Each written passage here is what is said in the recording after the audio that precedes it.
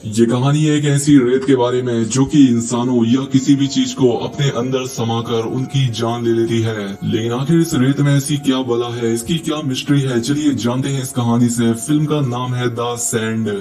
इस कहानी की शुरुआत होती है और हमें दिखाया जाता है कि रात का वक्त है और कुछ टीनेजर्स यहाँ पर पार्टी कर रहे होते हैं। यहाँ पर बहुत सारे लड़के और लड़कियां होती हैं, ये यहाँ पर बहुत सारा मजा कर रहे होते हैं कि तभी वहाँ पर दो लड़कों को एक अजीब सी और बड़ी चीज मिलती है जिसे देखकर ये उसका मजाक उड़ाते हैं और इसी मजाक मस्ती में ये उस अंडे नुमा चीज को थोड़ा तोड़ भी देते हैं। इन्हें पता नहीं होता कि आखिर ये क्या चीज है।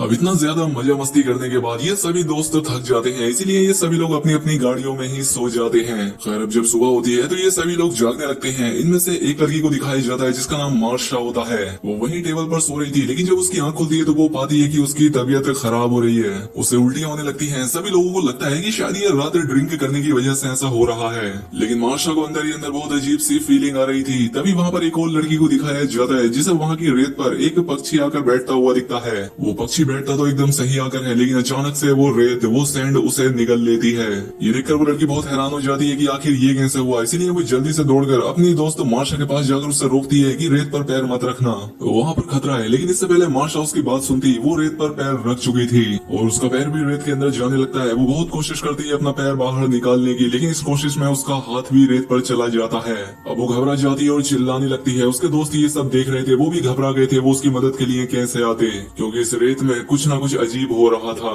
किसी को भी समझ नहीं आ रहा था कि उन्हें क्या करना चाहिए। अब मार्शा की हालत देखकर गाड़ी में बैठा उसका दोस्त उसकी मदद करने के लिए आता है। सभी लोग उसे रोकते हैं, लेकिन वो किसी की बात नहीं सुनता और वो जैसे ही सैंड पर अपना पैर रखता है वो गिर जाता है। वो मुंह के बल गिरता है और सैंड से चिपक जाता है। वो अपने आप को छुड़ाने की बहुत कोशिश करता है, लेकिन अब उसकी स्किन सैंड के साथ चिपकने लगी थी। उसके पूरे शरीर को सैंड ने जख्मी कर दिया था। उसके दोस्त गाड़ी स्टार्ट करने लगते हैं ताकि वो किसी तरह से अपने दोस्त को ऊपर खींच ले, लेकिन इनकी गाड़ी भी स्टार्ट नहीं होती। अब उस लड़के का एक दोस्त उसकी तरफ एक रस्सी फेंकता है, लेकिन अब वो लड़का इस हालत में नहीं था कि वो उस रस्सी को पकड़ पाता और अगले कुछ ही लम्हों में उसकी पूरी बॉडी रेत के अंदर समा जाती है। बाकी सभी लोग ये सब देखते ही रह जाते हैं। अब वो काफी डर गए थे। अब सभी लोग प्लान करते हैं कि जल्द ही यहाँ से निकल जाएंगे। अब जो लड़का गाड़ी के ड्राइविंग सीट पर बैठा होता है उसका नाम जूना होता है। वो गाड़ी को फिर से स्टार्ट करने की कोशिश करता है, लेकिन ऐसा हो ही नहीं रहा था। तभी हम एक मोटे से आदमी को देखते हैं जो कि ड्रम में होता है। वो हिलने लगता है तो उसके दोस्त उससे कहते हैं कि तुम जरा सा भी मत हिलो, क्योंकि अगर तुम हिलकर नीचे गिर गए तो ये सैंड, ये रेत तुम्हें अपने अंदर ले लेगी। वो आदमी कहता है क्या तुम मेरे साथ मजाक कर रहे हो क्या, क्योंकि उसने अपनी आंखों से ये सब नहीं देखा था। वो उस वक्त सो रहा था और अब उसे ड्रम में दर्द होने लगा था, इसीलिए वो हिल रहा था। उससे एक लड़का कहता है कि अगले 2 घंटों में कोई हमारी मदद के लिए आ रहा है, हमने कॉल कर दी है, तो अगर तुम इसी में शांति से रहोगे तो वो लोग हमें बचा लेंगे। इसलिए ये आदमी मान जाता है, लेकिन उसने झूठ कहा था, कोई हेल्प नहीं आने वाली थी।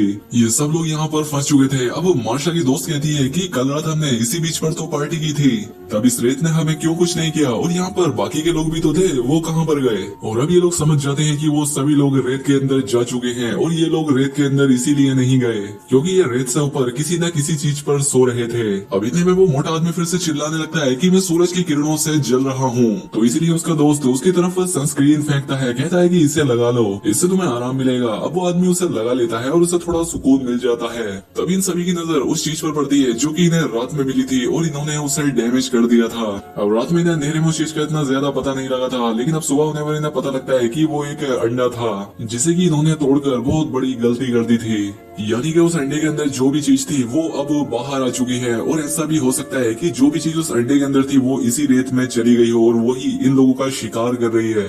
अब जूना भी समझ जाता है कि ये लोग अपने लिए इस तरह से कुछ नहीं कर सकते, इन्हें खुद ही कुछ करना होगा। वो एक स्केटबोर्ड उठाता है और उस पर चलता हुआ टेबल के पास तक जाने की कोशिश करता है। अब जैसे ही वो टेबल तक पहुंचता है कि उसका बोर्ड स्लिप होने लगता है और उसके पैर भी, इसलिए वो स्लिप होकर सैंड के बहुत नजदीक आ जाता है, जिससे कि सैंड से कोई चीज निकलती है और उसके पेट से टच होने लगती है। लेकिन जूना हिम्मत दिखाता है और फौरन से टेबल पर चढ़ जाता है जहाँ पर एक बैग रखा था और उसमें कुछ स्नैक्स थे। उसे इस बैग से एक केला भी मिलता है, लेकिन जब उसे खाता है तो उसे भी वोमिटिंग हो जाती है और जब उसकी नजर अपने पेट पर जाती है तो वहाँ पर जख्म हो चुका था। दरअसल ये इन्फेक्शन उसी रेत वाली चीज ने किया था। सभी लोग ये देखकर बहुत घबरा जाते हैं, लेकिन जूना उनसे कहता है कि चिंता मत करो, ये कुछ नहीं है, तुम लोग सिर्फ अपने बचने के बारे में सोचो। लेकिन अब जूना के जख्म में दर्द होने लगता है, उसे बहुत तकलीफ होती है, उसके जख्म जख्म से अब खून आने लगता है और ये देखकर उसकी गर्लफ्रेंड रोने लगती है। जूना उसे कहता है कि रो मत, स्ट्रॉन्ग रहो, और जूना वहीं पर लेट जाता है। तभी गाड़ी में बैठी हुई एक लड़की सबसे कहती है कि हमारे फोन से गाड़ी की डिग्गी में है, हमें कुछ ना कुछ करके उन्हें निकालना होगा ताकि हम मदद मंगा सके। लेकिन कोई भी ये रिस्क लेना नहीं चाहता था क्योंकि गाड़ी में बैठकर उसकी डिग्गी नहीं खुल सकती थी। अब एक लड़की कहती है कि मैं ये काम करूंगी। वो हिम्मत करके वहां तक जाती है लेकिन गाड़ी की डिग्गी खुल नहीं पाती। अब यहाँ पर जो काली लड़की होती है वो उसे एक लकड़ी का टुकड़ा पकड़ाती है कि वो इसको जोर से पकड़ ले और रेत की तरफ ना गिर जाए। लेकिन अभी भी वो गाड़ी की डिग्गी खोल नहीं पा रही थी, इसीलिए जूना की गर्लफ्रेंड उसे एक रोड पकड़ाती है और कहती है कि अब ट्राई करो। और अब वो लड़की फाइनली गाड़ी की डिग्गी खोल लेती है, लेकिन तभी उन्हें दूर से कोई आता हुआ दिखाई देता है। वो वहाँ का सुपरवाइजर होता है, यानी कि बीच का। ये सभी लोग उसकी तरफ देखने लगते हैं और ध्यान बढ़ने पर वो लड़की जो डिग्गी खोल रही थी उसकी उंगलियां डिग्गी में फंस जाती हैं, यानी डिग्गी बंद हो चुकी थी। वो दर्द से चिल्लाती है। ये सभी लोग उसे अपने पास बुलाने की कोशिश करते हैं, लेकिन वो सुपरवाइजर कहता है कि तुम्हारी जनरेशन बिना ड्रग्स लेकर पता नहीं क्या क्या काम करती है। लेकिन ये सब लोग उसे बताते हैं कि हम मुश्किल में हैं। वो अपनी गाड़ी इनकी तरफ लेकर आता है और उतरने लगता है। ये सभी शोर मचाते हैं कि रेत पर पैर मत रखिएगा, लेकिन जैसे ही वो रेत पर पैर रखता है ये देखते हैं कि उससे कुछ भी नहीं होता। अब सबसे पहले वो जूना के पास जाता है और उसका पेट देखकर हैरान हो जाता है कि आखिर ये सब किसने किया। इसके बाद वो उस मोटे आदमी को ड्रम से निकालने की कोशिश करता है, लेकिन वो बहुत मोटा था, वो उससे नहीं हिल पाता। इसीलिए वो कहता है कि चिंता मत करो, कुछ ही देर में मैं अपनी टीम को यहाँ बुला लेता हूँ जो कि तुम्हें यहाँ से रेस्क्यू कर लेगी। लेकिन मुझे ये समझ नहीं आ रहा कि आखिर तुम लोग यहाँ पर कर क्या रहे हो। तो जूना की दोस्त उसे सब कुछ बताने की कोशिश करती है, कहती है कि हमारी दोस्त की उंगलियां गाड़ी की डिग्गी में फंस गई हैं। सुपरवाइजर उसके पास जाता है लेकिन वो उसकी हेल्प नहीं करता। ये देखकर जूना की दोस्त उस पर चिल्लाने लगती है और अब सुपरवाइजर उसके पास जाकर कहता है तुम मुझसे इतनी बदतमीजी क्यों कर रही हो, तुम्हारे साथ परेशानी क्या है। जिस पर वो कहती है कि तुम्हें नहीं दिख रहा कि हम प्रॉब्लम में हैं, हम रेत पर नहीं आ सकते, पहले ही इस रेत ने हमारे दो दोस्तों को अपने अंदर निगल लिया है। सुपरवाइजर कहता है कि मेरे साथ ये गेम मत खेलो, अगर ऐसा ही है तो मैं रेत पर कैसे खड़ा हूँ और तुम लोग भी जल्दी से नीचे आओ। लेकिन जूना की दोस्त और उसका दोस्त नीचे नहीं आते क्योंकि वो जानते थे कि इससे उनकी जान जा सकती है। तो वो सुपरवाइजर अपनी गन निकाल लेता है, लेकिन साथ ही उसकी कीज भी रेत पर गिर जाती हैं। सब उससे कहते हैं कि उन्हें उठाना मत, लेकिन वो नहीं सुनता और अपनी की उठाने के लिए जैसे ही उसका हाथ रेत से टच होता है तो वो रेत उसके हाथ को भी फांस लेती है। लेकिन सुपरवाइजर के पास पेपर स्प्रे होता है जिसे वो उस पर स्प्रे करने लगता है, लेकिन कोई फायदा नहीं होता। वो क्रीचर उसका आधा हाथ काट लेती है जिससे बहुत खून निकलता है। सब डर जाते हैं, वो चिल्लाने लगता है। अब जूना की दोस्त दूर से ही उसका पेपर स्प्रे उठा लेती है कि शायद उस क्रीचर को हराने में ये इनकी कुछ मदद करे। और अब सुपरवाइजर पूरी तरह से रेत में गिर जाता है और वो रेत उसे निगलने लगती है, रेत उसे पूरा निगल लेती है। अब ऊपर केबिन में जूना की दोस्त अपने एक साथी से बात करती है। अभी लोगों को समझ आ जाता है कि सुपरवाइजर को इसलिए कुछ नहीं हो रहा था क्योंकि उसके जूते मजबूत थे और नीचे से टॉवल के जैसे थे, यानी कि फाइबर वाले। इसीलिए वो लड़का अपने बाकी साथियों से कहता है कि मेरी तरफ टॉवल फेंको, हम उसे अपने पैरों पर बांधेंगे जिससे हम यहाँ से निकल सकेंगे। जब उसके दोस्त वो टॉवल उसकी तरफ फेंकते हैं तो उसे पकड़ने के चक्कर में वो केबिन से नीचे गिर जाता है। उसके नीचे गिरते ही रेत से बहुत सारे धागे जैसी चीजें बाहर आती हैं जो कि शायद उस क्रीचर के टेंटिकल्स थे। वो उसकी पूरी बॉडी के साथ चिपक कर उसका खून पीने लगते हैं और देखते ही देखते उसके साथ भी बाकी लोगों की तरह ही हुआ था, वो सैंड में गुम हो जाता है। ये देखकर ये लोग बहुत डर जाते हैं। अब वो ब्लैक लड़की अपने कानों पर हाथ रखकर रोने लगती है।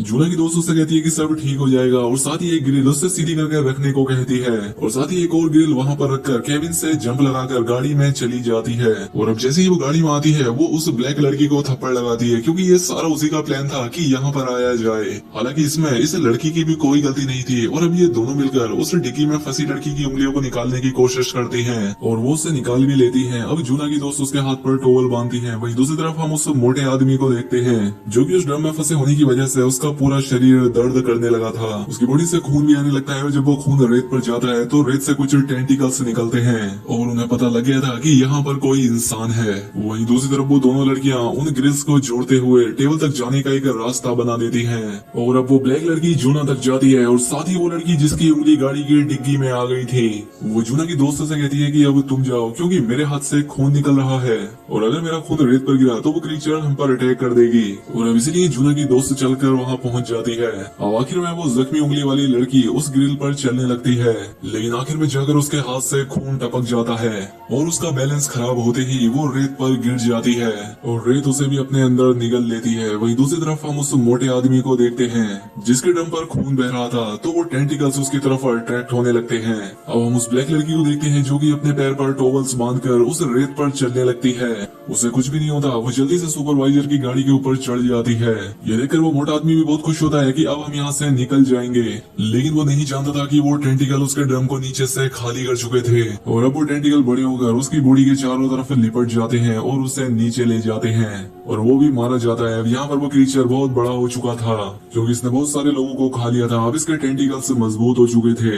अब वो क्रीचर सुपरवाइजर की गाड़ी के पास आकर उसे हिलाने लगता है, जिससे वो ब्लैक लड़की गाड़ी के ऊपर ही गिर जाती है। गाड़ी से उसका सर टकराकर वो बेहोश हो जाती है और अब जूना की फ्रेंड अकेली बची थी क्योंकि अब जो जिंदा बचे थे उनकी हालत खराब थी। अब वो काफी घबरा जाती है और अब रात भी हो जाती है और रात होते ही उस ब्लैक लड़की को भी होश आ जाता है।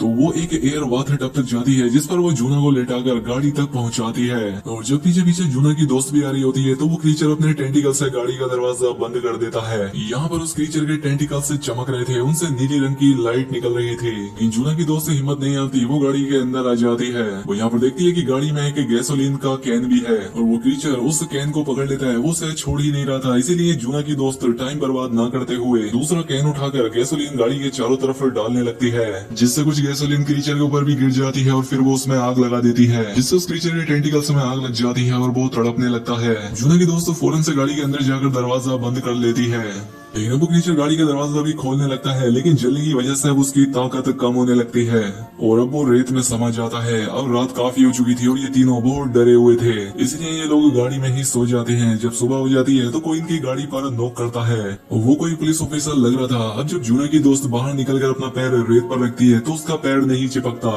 और साथ ही ब्लैक लड़की भी बाहर आ जाती है और ये दोनों यहाँ से निकल जाती है। दरअसल वो क्रीचर रात में जलने की वजह से मर चुका था और अब रेत में कोई हलचल नहीं थी, चारों तरफ शांति थी। लेकिन जूना की उन जख्मों की वजह से जान जा चुकी थी।